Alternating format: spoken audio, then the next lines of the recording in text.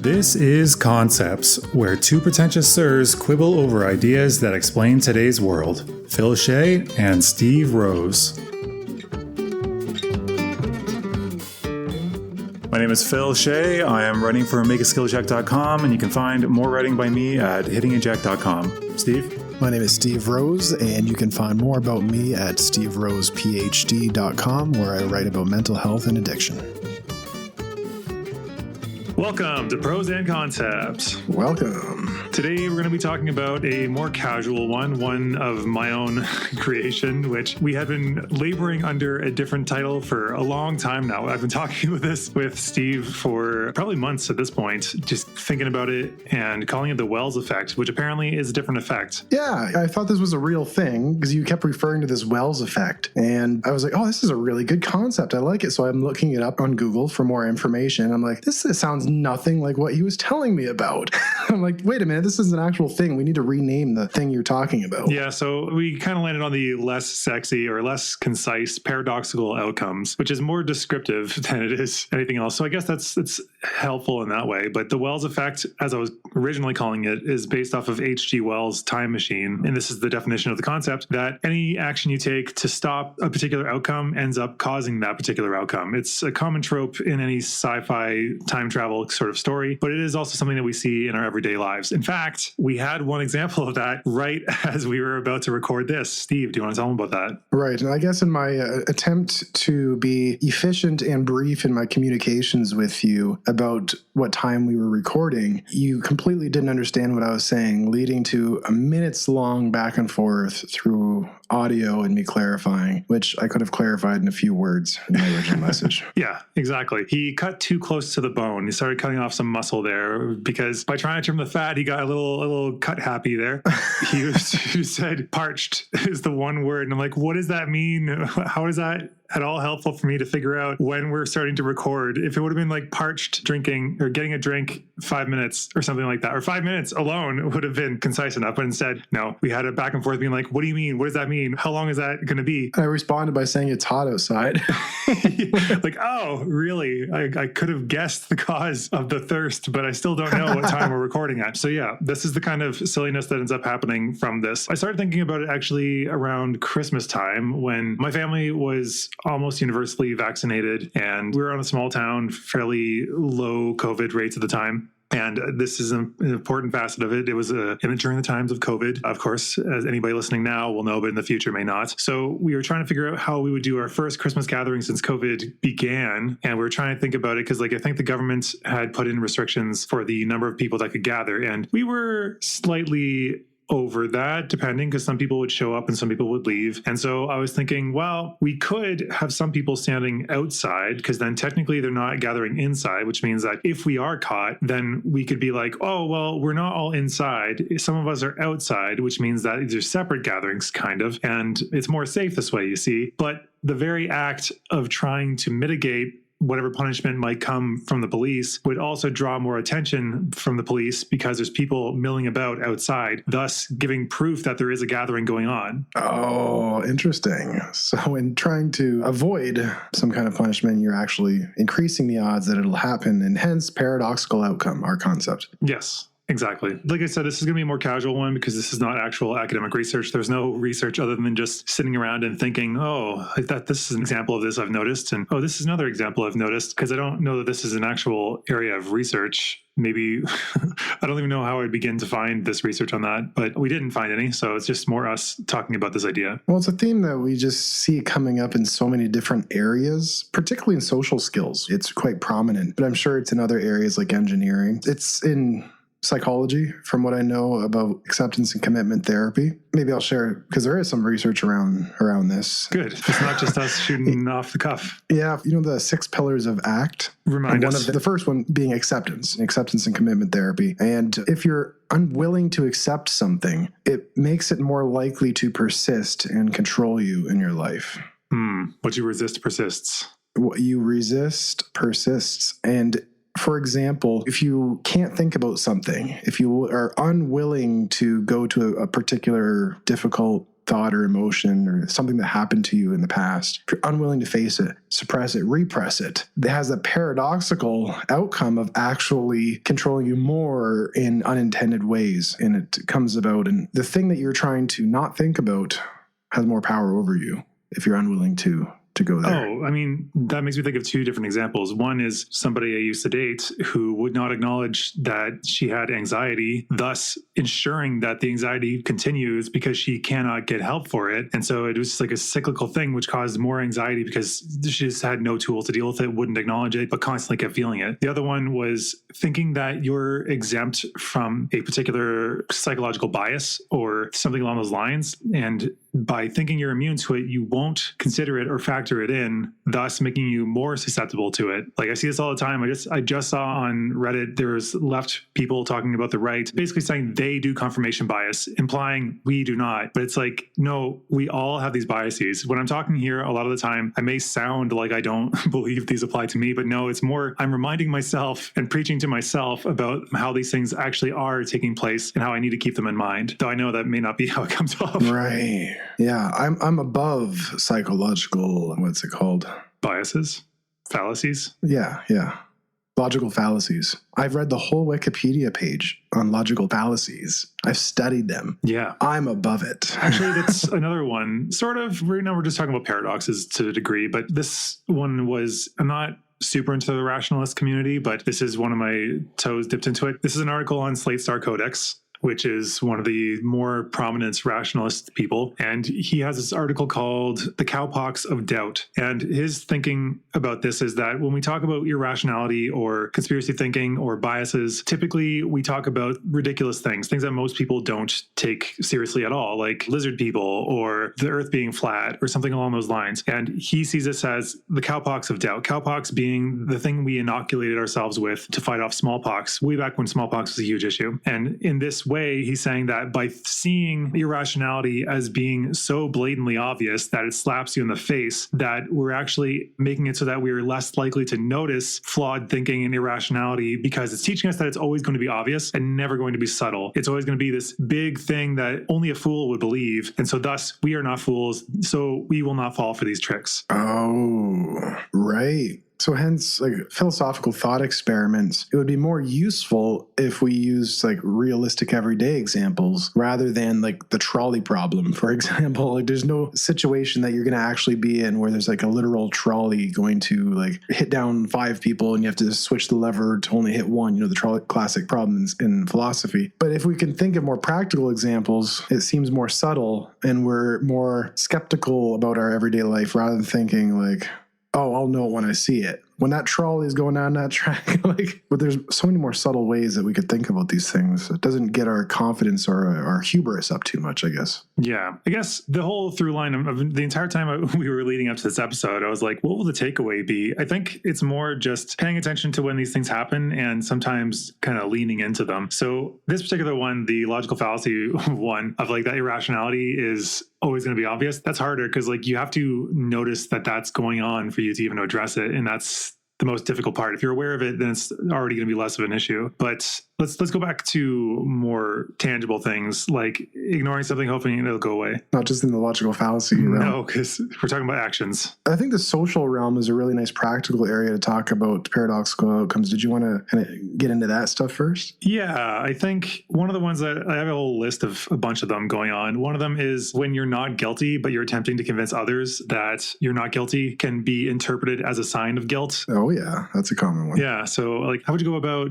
avoiding that outcome? Because it seems like, honestly, whenever people look at people on the stand or anything to do with testimonial witnesses or trying to determine whether somebody's lying, any sign can be taken in any way. If you lean into it, they will see that as a form of guilt. If you don't say anything, that could be seen as a form of guilt. If you look a little too gleeful, that could be seen as a form of guilt. It doesn't prove anything anyway, a lot of the time. So I guess if you're the one being accused, there's not much you can do that I can see other than just being as honest as you can. And if you're judging these things, be aware that we are really bad bad at guessing the intentions of other people a lot of the time. And if you try too hard to appear a certain way, it will likely be taken as the opposite. Yeah, like trying to get somebody to like you by buying them a lot of stuff or fawning over them. Oh, this is relevant in the dating realm. Even in the friend realm, honestly. Like in the friend realm too. Yeah, if you want to be friends with somebody, you have to be more natural and just kind of casual with it. The best I've ever been when meeting new people, either in the romantic sense or just a social sense, is just kind of acting like you already know them, acting like you're already friends.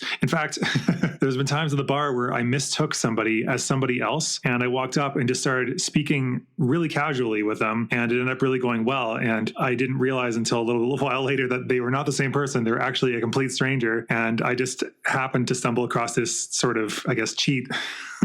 I actually did that many times in my past due to poor facial recognition, I guess. Actually, that's how I met one of my high school friends, John. It was in grade 9, like second day of school or something. I was walking into the classroom, and from a distance, I thought he looked like someone I already knew. So I just walked right up to his table, sat down, said hi casually. I wouldn't have been like that so easily back then, I guess. I was a little bit more awkward, one may say. You were grade 9. Of course you were. Yeah, but, and that's why he was like, oh, you looked super friendly when you walked up to me. I was like, yeah, because I thought you were someone else.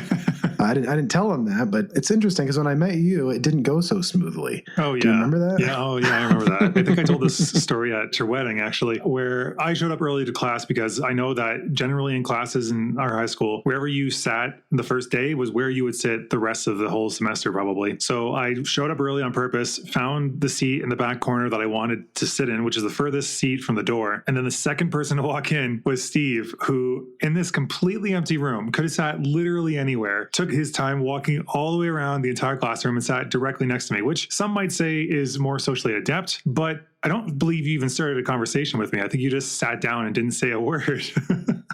I believe that would be the case, yes. I think in that case, you're actually falling prey to this concept as well, because you were trying to be less awkward. And in trying to be less awkward, you were way more awkward as a result. Yeah, I kind of vaguely remember the sense that oh no, what do I do? There's one person sitting there. I don't know who he is. What's the normal thing to do? Just sit next to him. I don't know. There's no social protocol, It's not like elementary school where you have your assigned seat in your group of friends and it's all structured. So going into high school for me, it was like this whole new realm of learning social norms. And so in trying to be less awkward, I did something that apparently is quite awkward. Yeah. I mean, had you sat anywhere else, not talking to me would have been fine. Sitting right next to me, I think it provokes some sort of acknowledgement. But yeah, I think that was grade 10. So, I mean, actually, we didn't speak at all. We actually had a whole class together before that in gym class, but I don't think we ever spoke more than a couple words that entire semester somehow. It wasn't until this particular class, but you choosing to sit there, did we become such good friends all the way till now. Well, it wouldn't have happened otherwise. Definitely. It was too big of a school. Yeah, right. Here's one that I've fallen prey to too many times. I think I mentioned this in one of the recent episodes, maybe the last episode, but trying to force somebody into a habit or play a game or something that you want to do, but they're not super keen on. Oh, I love this. I think you mentioned it last time where it's you make the game and the characters and you say, you won't have to do a thing. Just show up. I got it. Is that your D&D stuff? Yeah, but it's also other things too. Because I think this is something I've noticed in myself that I think I took from motivational interviewing, that I kind of fixed my approach with this, which is asking permission. Because normally I think people like this, they are afraid you're going to say no, or they really just want a yes. So they just assume the yes and force it onto you, but they've never gotten your consent. And so it's getting you to watch a video or watch a movie or something, whatever it is. If you just say, hey, do you mind if I show you this? Or, hey, what do you think about doing this? Or just getting somebody to consent, you're asking them to do it. If they give you a reason no, then maybe another time. But if you force it on them, then they're going to try to avoid you whenever this topic comes up, or they will feel uncomfortable a lot of the time, which can damage the relationship a little bit. Yeah, I think motivational interviewing is a really prime example of how to not do this. In the realm of influence and persuasion, social dynamics, that in trying to help someone stop an addiction, you really have to let go and they have to perceive that it's their choice. They can go either way and you're not going to judge them. And it's really hard to do because you're I want them to, you really want them to, you want it to go well. But the more you want it, the more pressure it puts on them, the less choice they feel. less autonomy, which is a part of self-determination theory is intrinsic motivation. When you take away someone's autonomy, they are going to resist to get their autonomy back. And so the more you try, the more you take away their freedom of choice, their sense of autonomy, and they go the other direction. And so motivational interviewing is about rolling with resistance rather than resisting resistance. Rolling with it being like, okay, so you're not ready right now. Okay, let's look at something else, or let's try something different. Or if they're frustrated, you sit with that and connect with that rather than shame them for something and say, well, you should have. Do you really want this? Yeah, just hearing you say that, I'm just thinking about how I was basically just nagging somebody before we recorded to do something that... You were nagging someone today? Yeah, because it's something that is very important to their business. They've been saying for several weeks that they should. And it's something that even if they take the steps now, the payoff will still probably take some time. It's just like the most important thing they could do in their business. And I think it's because it's the most important thing to do in their business that they are not doing it. But by me nagging it, and so it's like there's already that pressure going on. And then I'm nagging them, putting even more pressure on socially now. And so it's just making it become even more of a thing. So now I'm just like, I don't know, how can I get out of this mess? What's their response right now? That it's on their to-do list and they will get around to it, but they've been saying that for a while. So more stuckness likely. Possibly. Maybe not, because there's been upheaval in their life. Like it's not been super stable. I can see the legitimate reasons why, but it's also something that I feel like it's a lot of emotional baggage just because it's an action that will only take maybe an hour of work, maybe at most. Oh, I've had many of those on... You've nagged me for like a year about changing my video thumbnail on my website. And I didn't change it a single time when you nagged me, but all of a sudden out of nowhere, I was like, hey, I changed that randomly. Yeah, and that's the thing about these is that there may not have been a particular thing that we were even aware of. Just sometime all the stars seem to align in our heads that were like, you know what, I'm going to do this. Why didn't I do this before? It was so easy. And I mean, all of us have those things. And it's like, why couldn't I have just done that thing? Part of it's the emotional baggage, like, oh, I got to do this thing. Oh, I got to figure this thing out, especially if it's technical. Or, oh, this is really important. I can't screw it up. So then you just don't take any action. I don't know. What do you think? This reminds me of perfectionism. The more you want something to be perfect, the less likely you are to even do it at all. Yeah, the perfect is the enemy of the good. Mm-hmm. Because, yeah, I don't remember which book it was. It may have been a Gay Hendricks book, but they were talking about how keeping something in the future means that it's always a realm of possibilities. It's always in the maybe it could be this, maybe it could be that, but taking any actual choice towards moving forward, it puts things in the now. Oh, no, wait, it was a meditation conversation on Sam Harris's app. We'll try to find a link to that. But he's just saying that by taking actual steps means you have to take actual choices, which limits the possibilities that it can be now. Like by choosing red, it can no longer be blue or yellow or whatever thing you have in your head. And by actually making it into a reality, it takes it out of,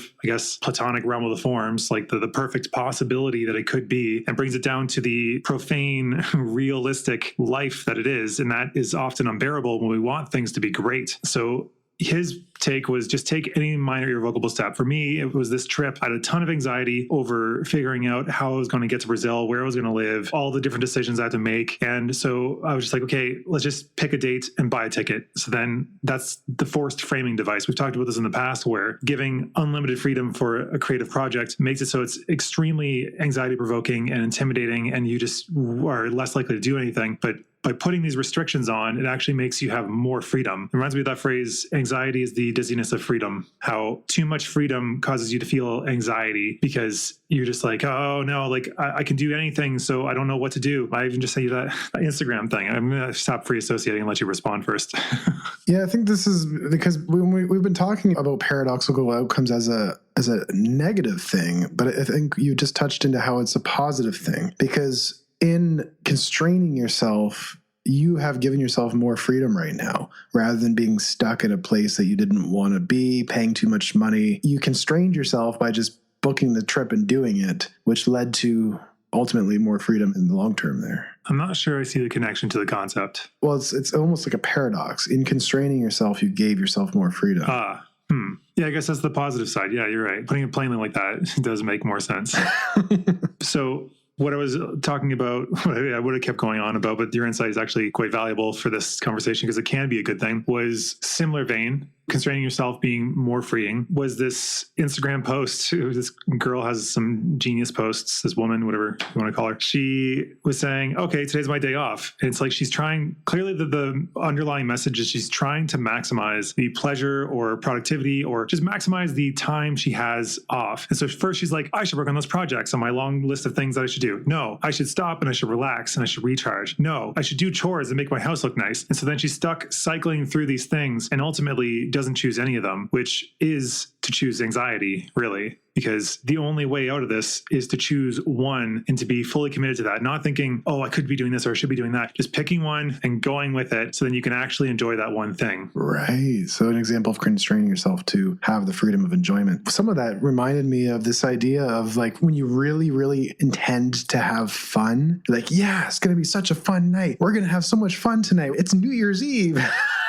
We have to have so much fun because it's New Year's Eve. It happens once a year and look at everyone else, Yep. So in doing that, I find it's often the least fun. Yeah, there's too much pressure. Because there's literally a countdown to it. It's like you got to have everything like situated. You got to like have everything together. It's hardest to do things because everything's busiest and it's the most annoying thing. And your expectations are way up here and it's never as good as you want it to be. Yeah, I remember this one time we had this discussion because the Black Eyed Peas song was a top 40 song on the radio at the time. Tonight's going to be a good night. I was just thinking of that song. I hated whenever it came on early in the night. Because I was thinking of this every time. So then I remember thinking at the time, okay, so what? Should we just be pessimistic and assume it's going to be a bad night? Because then either you're going to be right or you'll be quote unquote disappointed and have a good or neutral night. And I think that's also wrong because there's a third option there, right? What's that? To have no expectations and to just take it as it comes. Exactly. Yeah. So it's not like you're going to show up and say, oh, it's going to be a bad night. And then everyone's saying, tonight's going to be a good night. And you're like, bad night.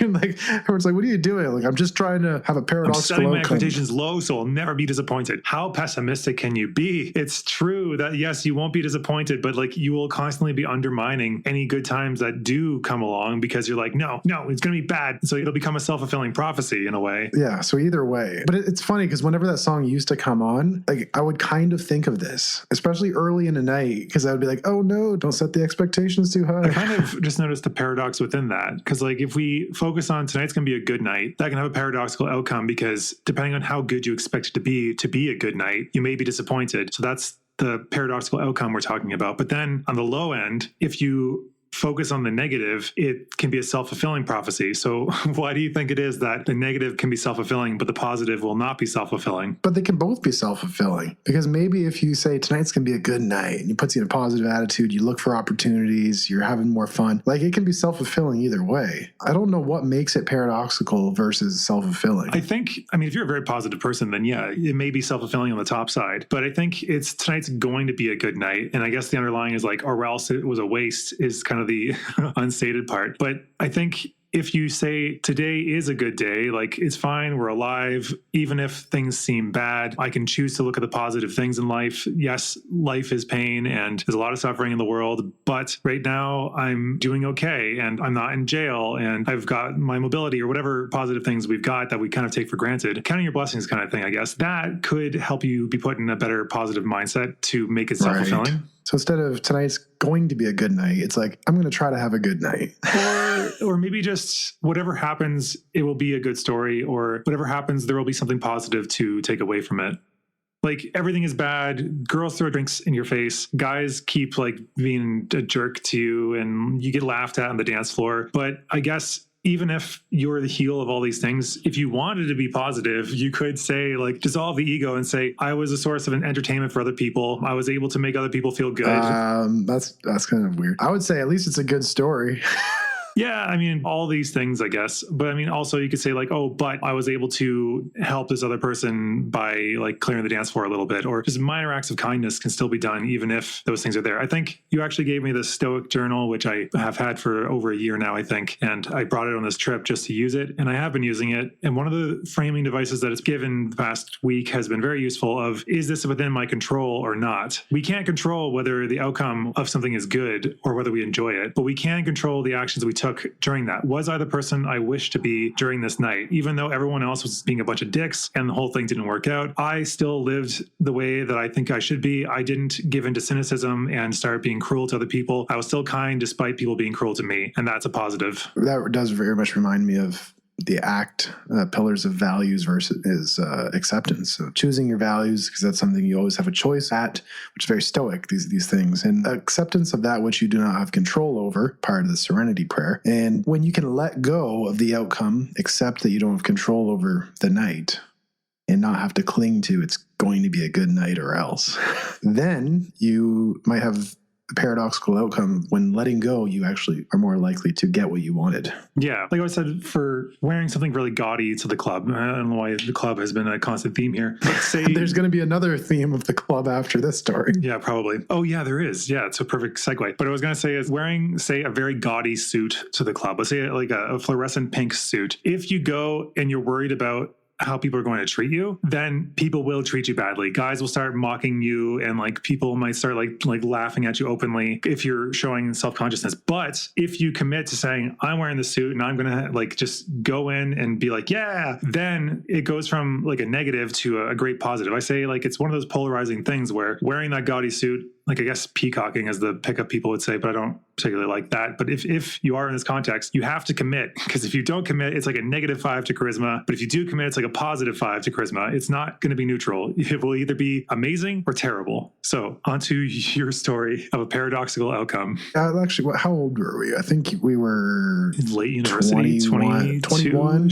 Yeah, somewhere around there. We were in a local club, and Phil was single. I was not, but my goal here was to assist Phil in acquiring an acquaintance of the evening. And chatting up a girl, let's just say, and getting a number, whatever you want. I was trying to help him out in picking up, let's just say. And I guess the social skills were not so good at that time for me. And I mean, we were both learning a lot of our social skills from books at that time. Oh, that makes it sound so bad. More like we had social skills. We weren't completely inept. It was more like we were trying to get even more adept. But the problem with this is another paradoxical outcome. By focusing on social skills and thinking about them consciously, you're interfering with the natural process. Like thinking about how you're walking. If you're in front of an audience and you're thinking walk normally, you're gonna trip, you're gonna do something stupid with your feet probably, or you're more likely to. Likewise, when you're like, okay, let's be more socially adept, you have to challenge the things you naturally do and try to fix them. And that causes you to trip up this natural process. Yeah. So we were like super geeky. Like we had social skills and we were quite intuitive, but we wanted to like be on some like level, be even better. Take it to a whole new, like an athlete level. So we were studying the social dynamics, watching all these videos on it. We were talking about it all the time. This technique and that technique and the phrasing and like neuro-linguistic programming in your language. And like ironically about all this though, again, paradoxical is that really just not caring. I've noticed that I just naturally do a bunch of stuff by not caring, like by just being considerate and taking other people's perspectives and considering how I'm coming off and just aiming to be considerate to the person's feelings causes me to be better overall. It causes you to do all the things that you would have wanted to do when you were studying them, but couldn't because we were trying too hard. And so there's a few times we tripped up. But one humorous example in particular was, for some reason, I thought it was a good idea to be Phil's wingman and to pretend he was a celebrity. Yeah, he was being my hype man, not my wingman. Yeah. So he was just talking to a woman, and for some reason I was just like, no way, Phil Shea, the basketball player. Yeah, he started like pretending I was some sort of celebrity, and I was just so embarrassed. You're 6'7", so you're super tall. Yeah. And so for some reason I randomly thought it'd be a good idea to pretend you were in the NBA. Yeah, easily verifiable on somebody's smartphone, which existed at the time. So it's just, yeah, it was bad. Just a clarification, wing people, you're not there to hype them up, especially female wing people. If you go up to a girl and say, this guy's great, he's amazing, the underlying question is, why is he not good enough for you? And why do you have to hype him up if he's that good? This is another paradoxical outcome. If they're hyping so it was up, the opposite. Yeah. So I forget, like, do you remember me saying that? Do you remember what I was saying specifically and how that felt? Oh, I remember how it felt. I remember being like, oh God, shut up. Just leave me alone. I'd be better if you just didn't step up and say this. It's just so embarrassing and false, and I don't want to play along with this lie. What was her reaction? I think because you and I are both kind of like at odds with one another. It just ended up being confusing and off-putting, and she just, I think, ended up just walking away. There's no reason for her to like try to figure out what the hell is going on with these two idiots when she doesn't know either of us very well. Just for a point of clarification for what a wing person is to do, it's to entertain the friends and let the person talk to the person they want to get to know. That's the goal, to make it so they can have some one-on-one conversation without a group like standing over the shoulder. Not to be the hype man, which clearly doesn't work. Paradoxical outcome. Yeah. Yeah. Now I'm just jumping to another thing in my notes. Well, we already talked about the thing that happened before the recording, which was haste makes waste. That by rushing, you actually end up causing yourself to have to take even more time, like speeding and getting stopped for a ticket on the way to work. Like you ended up costing yourself both money and time because you got stopped. There's a military phrase that reminds me of this. They say, slow is smooth, smooth is fast. Oh, I always thought that was martial arts. But yeah, I've heard of that too. Yeah. Slow is smooth and smooth is fast. In essence, slow is fast. Paradox. I think it's more having something practiced slowly. Like right now, I'm trying to learn Portuguese, and a lot of the pronunciations are very different from French and not what I expect. So I have to practice saying them. And I find I'm trying to speed up the pronunciation, but that's not smart. It's like learning a song. You have to play it correctly, slowly, until you can speed it up, because you can't speed up until you have it correct in general. Otherwise, you're going to make mistakes. Or you just play a fast rate from the beginning and it sounds good enough. Yeah, if you're just like playing at a bar or a ragtime tune with your friends, sure. Not if you're trying to compete somewhere. Okay, another one that is more close to your wheelhouse is guilting yourself to change. Shoulding on yourself, as they say. Love it. Shoulding on yourself, as you said. SHOULD. OULD. Yes. Yeah. So you want to talk a little bit about that? Yeah. How do you feel when someone says you should change something about yourself? If someone else says it, I find it a bit presumptuous. Like, who are you to tell me what I should or shouldn't do? But yeah, I think it's more, I was thinking more the angle of you can't truly change until you accept who you are or what you are. Like, I think it was Carl Rogers-ish kind of take, because by being like, I got to change, I hate myself for this, I hate it, you're not able to change. I never really understood how the acceptance part helps get rid of it. What is your take on this? I've actually learned the inner dynamics of what that's all about within the last little while through internal family systems therapy. It's an exile part, they call it. There's 3 parts. There's the manager parts, the firefighter parts, and the exile parts. And the exile parts are the parts of us that are living in shame and that we can't think about. Things that maybe we took responsibility for in our childhood that aren't our responsibility, that we feel that if somebody figures this out about me, then I will be unlovable, I'm not enough, these types of shamed parts. And so long as you're unwilling to accept those parts, your manager parts and firefighter parts are on high alert, kind of protecting it. It's kind of like a mental inflammation. Yeah, it's keeping that exile part under the surface. So manager parts are things like kind of anxiety, like low-grade anxiety, like, oh no, should I do this? Oh, what if this happened? That's a manager part protecting an exile part. An addiction is like a firefighter part. It's like, put out the fire and like just escape. Let's deal with those feelings by drowning them in this substance. So managers are proactive, firefighters are reactive, but what they're doing is kind of keeping this exile in exile because it can't be seen or faced. I've just recently made that connection between Carl Rogers when he says, only when I can accept myself the way I am, then I can change. And that means going into that exile part, bringing it, that adult kind of self-compassion, that perspective that you now have. You're not that child anymore, to look at that child and to kind of imagine yourself at that age. What did you need? And for you to actually offer yourself that and to unburden that exiled part, meaning to take away that shame of that inner child. I know that phrase is kind of weird, but go with it there. But it unburdens that exiled part, which allows it to then be free, which allows the manager and firefighters to dissolve and take other roles, and you can then go forward. Does that make sense? Yeah, I suppose. I'm still going to need to think about it a bit more. It's one of those things that I guess because you reject it, you're not able to actually address it. Like that anxiety thing I was talking about before, where like she wouldn't acknowledge that she had anxiety. Thus, the anxiety would be ever present and persistent because it could never be dealt with. Is that the kind of thing you're talking about? That's exactly it. This is more kind of assigning different roles to these parts of us. So the not accepting it part could be a manager that says, don't admit it, don't let someone in, because if you do, then they're going to see that other thing. Yes. Nobody can see that other thing. This segues perfectly into another one I had here, which was fear of rejection causing you to act so hostile that you can't be rejected because you're rejecting people first. And I think it stems from the same thing. Like, I am inherently a bad, flawed person, uniquely so. It's kind of narcissistic in a strange way, but I am so bad that in a way that as soon as somebody sees this, they're going to reject me. So I might as well be a dick up front, first and foremost, and push them away, say, you deserve better than me, go away, because otherwise I'm just bad for you. This is a way to kind of protect yourself from these rejections while also paradoxically causing the very outcome you don't want to happen. Yes. Rejecting yourself first, or in other words, self-sabotage, is first a form of self-protection in a way that you're protecting people from seeing this kind of exiled part we referred to, this shame. And the two, relating to intrinsic motivation, you're protecting a sense of autonomy.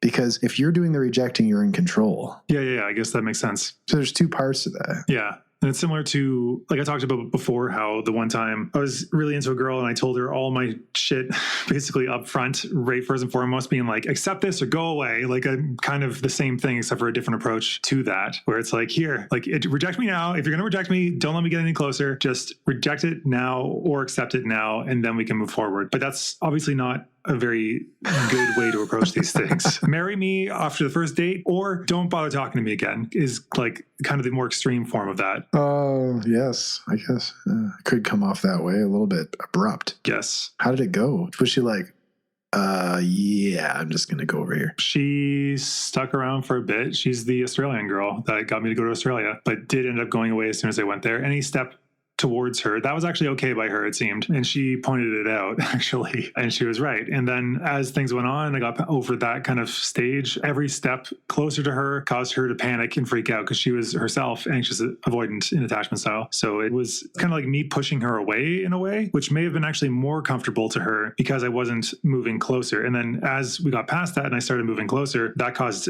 her internal issues to flare up. Right. The closer you literally moved to her country, which apparently was okay with her. She wanted that. It was like she invited you. She's the one that put the idea in my head, yeah. And then as soon as you do it, you fly across the world for her. She went cold.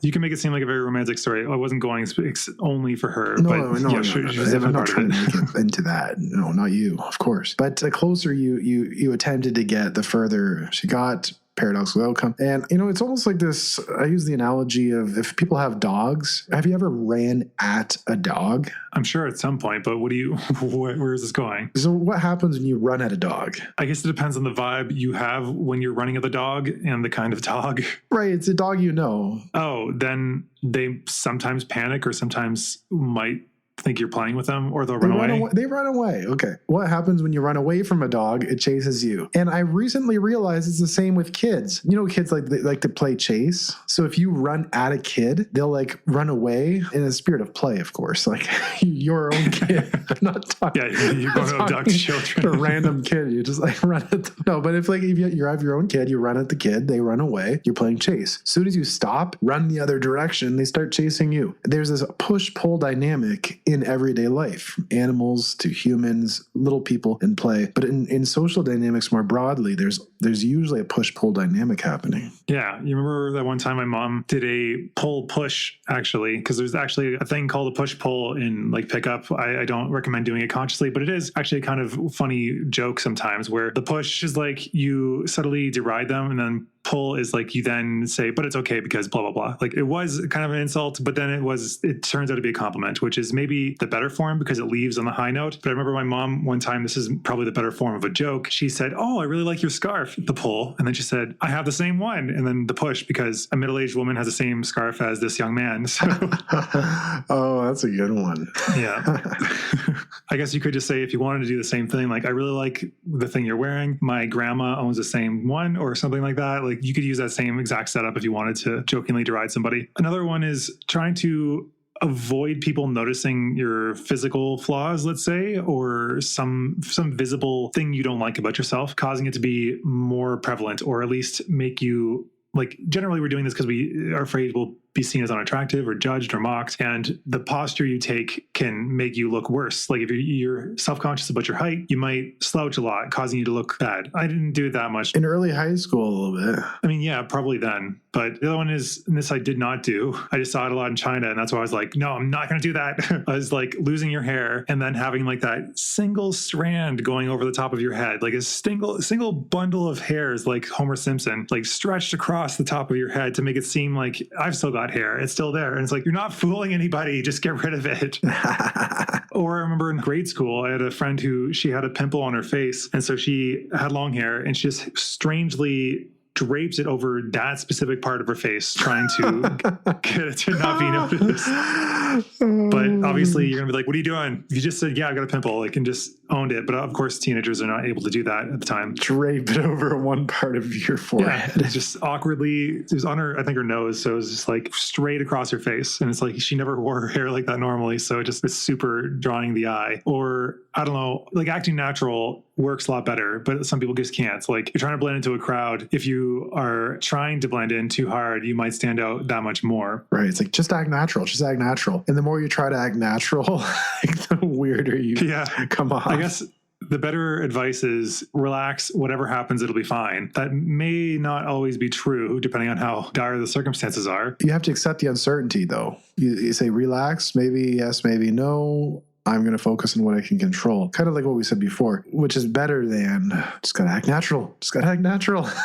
Yeah, just like cycling in your head about this thing. And you're like, I can't, but I can't. It's kind of like self-affirmations. This reminds me of that story I think I told before of having to jump between buildings in Toronto. And it's like a 3-story fall. And I'm a bit scared of heights, which for some reason, because I'm tall, people find that paradoxical. I don't know why. We all die if we fall. You're only a few inches taller than people. Yeah. So therefore, I'm like an expert of heights. Like I can fly now. Like it's fine. No, if anything, the bigger they are, the harder they fall. But anyway, I had to jump across this hole and I kept fixating on like what would happen if I screwed up. And I just had to like breathe and say, the more I fixate on that, the more likely it's going to happen. So I just have to just pretend this is just like a curb or a puddle on the side of the road and just go with it. And so the same thing you're talking about, focusing on what you can do, not on the feared outcome, because it seems like focusing on something is more likely to evoke it in some weird pseudoscientific way. Yeah, well, you resist persists. But what I'm wondering is, why were you jumping between 2 buildings in the 3rd story? Like, what kind of like parkour were you up to? It was during the Canada Day parade in Toronto, and it was a really good vantage point. So a friend of mine had friends that were up there, and she led us up there. Okay. I'm not just climbing buildings for fun. Well, I guess in this example I was, but... Like I have never found myself in a situation like that, nor do I think many people do. I think you might be able to say that of a bunch of situations I found myself in, like being an actor in China at one point, even though I'm not an actor. Yeah. Maybe I'll tell that one day. A business actor, an actor pretending to be what, a director of finance or something? No, that's illegal. I was not doing that. I don't know for sure what it was for. I was paid to be an actor and to stand on stage and to read a script on a camera, and whatever they did with that, I don't know for certain. They may have broken the law using that by using actors to pretend to be something else. I was just an actor in the circumstances, and I kind of just wanted to see what it was to say that I did it. But yeah, it is probably unscrupulous, and it's why I only did it once. But it was partially for the money and partially to tell a story, of course. Yeah, it's a very interesting story. I didn't realize I was stepping into dangerous territory. I mean, I don't want to incriminate myself in any way, like in borderline a couple of times, because like skirting COVID restrictions, possibly, maybe not. Likely not, definitely not. And this other thing, which I don't know what laws exist around that, but I was not breaking any laws. The company may have been with how they treat the material afterwards. 2 years ago on Christmas, COVID police are going to be on you. It's never good to publicly admit to breaking the law, and I have not done that. So just to be clear, no, just to be 100% on that. And in trying to be extra kosher, we're coming off very suspicious. Yeah, so paradoxical is because you keep drilling on it. Just let it drop. I didn't do anything illegal. I'm not admitting to doing anything illegal. Nothing illegal I was here. in some strange situations. That's it. So moving on to the next topic, Putin invaded Ukraine. Well, some people argue to prevent the more united Europe and to stop Ukraine from joining the EU. But in doing so, he caused Europe to be more united against him. So this is another way that like this happens on the international stage as well, where it's kind of like the law of unintended consequences, which we kind of talked about in one episode. I can't remember which one because it wasn't that concept. Survivorship bias? Maybe it was one of our earlier episodes. But yeah, that's how this can happen. Or design. It was in the design thinking episode. No, it wasn't in that one. Anyway, That's another one. Another one is I'm almost out of my list. That's why, and we're running out of time, is that procrastination is kind of paradoxical because I found that when you're able to control your own schedule, if you don't have a good schedule where you start the day being productive, if you start the day with leisure, you end up in this weird zone where you aren't really enjoying the leisure because you constantly have this thing hanging over your head about the things you need to do. And then that causes you to have anxiety, which then stops you from taking action and kind of locks you into this unenjoyable leisure. And it becomes a self-perpetuating cycle of like, oh, I have this thing to do, but I really don't want to do that thing. If I stop doing this, and like kind of what I've talked about many times of like, if I start, then I won't be able to break away from it until it's done. Right. Yeah. These are good examples. Then the thing I told you about with trying to maximize leisure time with you have to commit to a particular action. To me, weirdly, I think this tangentially related as usual is that having concerns and worries and things you need to do stuck in your head causes you to not be able to let them go. And sort of paradoxically, maybe not paradoxical, by putting them on paper, they get out of your head and you stop thinking about them, which like, why would that be? Because like there's physical evidence that these things need to be done and still aren't done and nothing has changed. But by writing them down, just the act of writing them down makes them less anxiety provoking. Like, okay, those have been addressed. They've been listed somewhere. They're organized and I know where they are. I don't have to think about them anymore. Oh, I love to-do list apps. Todoist is a really good app. It allows you to do that. Instead of just like, oh, I'll do that later. You get it on there and you're like, it's going to remind me when the day comes. Yeah. And I think, though, it's not just things you need to do. Like, it is also those, but it's also like, what is the feared outcome I have? What am I anxious about? Like, that's why journaling is helpful. Just by writing these things down, it seems like it lessens them for some reason. It's kind of like we were just talking about, by looking at them and addressing them and saying them out loud can make them seem ridiculous and stupid. But until we put a fine tip by writing them down, again, it's kind of like the bad form of the, if I leave it in the future, it could be as good as possible. If you leave these fears unaddressed floating in your head, then it can feel much worse until you actually put a fine tip on it and then put it down and be like, okay, I'm afraid that I'm going to get mugged and lose my wallet. It's like, okay, well, if you do, then you'll deal with it. You'll get money again. You'll find your cards again. And you can take steps now to mitigate what damage might happen from that. Being mugged is something that's very on my mind right now because everyone keeps telling me I'm gonna be mugged. I'm not telling you you're going to be mugged. No, everyone here, the people here that live here tell me that I'm going to be mugged. So it's like, okay, so this is actually probably a legitimate concern. Okay, because I thought it was like your family and friends are just being overly cautious, as you've alluded to in the past. Oh, no, they're telling me I'm going to be murdered. The people here are telling me that I will be mugged. Don't walk alone at night. Take cabs everywhere after dark, basically. At first, I was interpreting this as don't leave the house after dark, which is 6 o'clock here because it's winter here. But you can go out, just make sure you're not walking the streets, especially not alone. Oh, wow. So, you could very easily be mugged. Okay, that's kind of scary. Yeah, that was the upside of China, is that like they really took physical threats very, very seriously. If somebody pickpocketed you and you turned around and you punched them in the face to get your wallet back, you would be in trouble because you used violence. If somebody mugs you physically, that would be really bad. But if they cleverly have sticky fingers, that's more acceptable. Here, though, it seems like, according to the people here, that if muggers who use knife or gunpoint, they will probably get away fine. There will be no issues. So yeah, it's on my mind these days.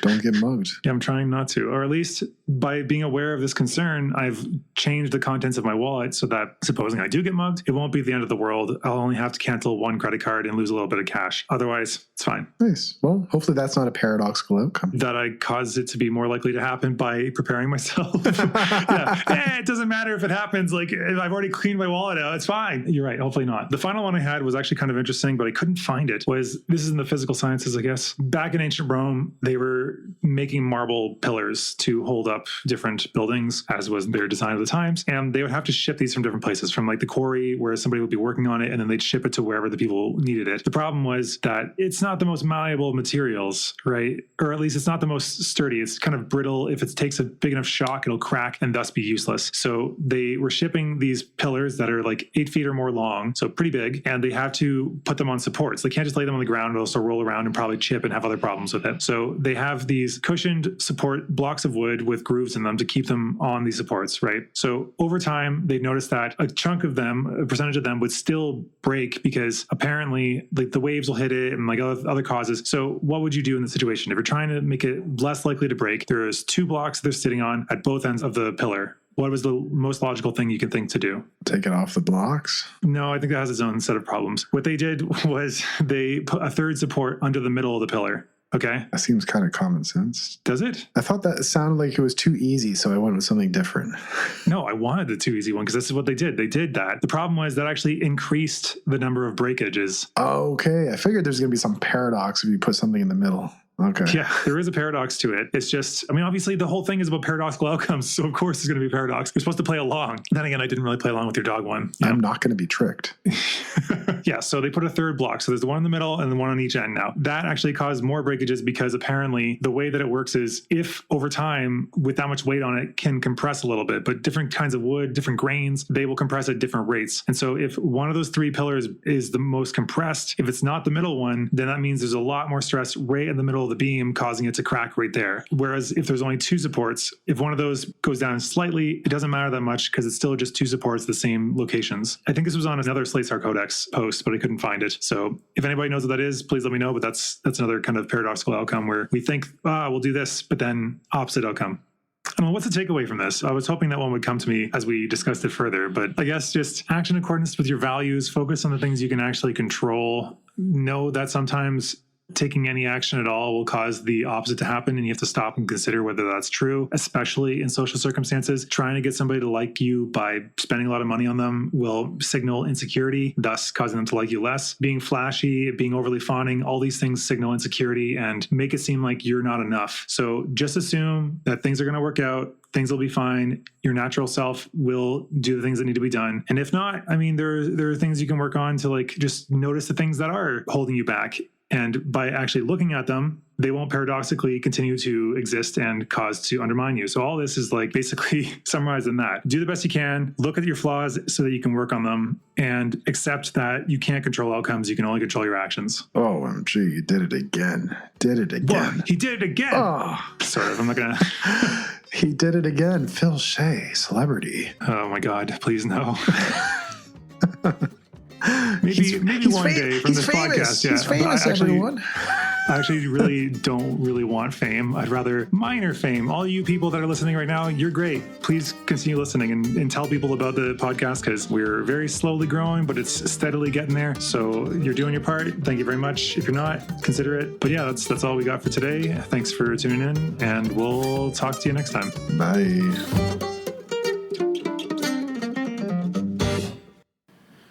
Oh, geez.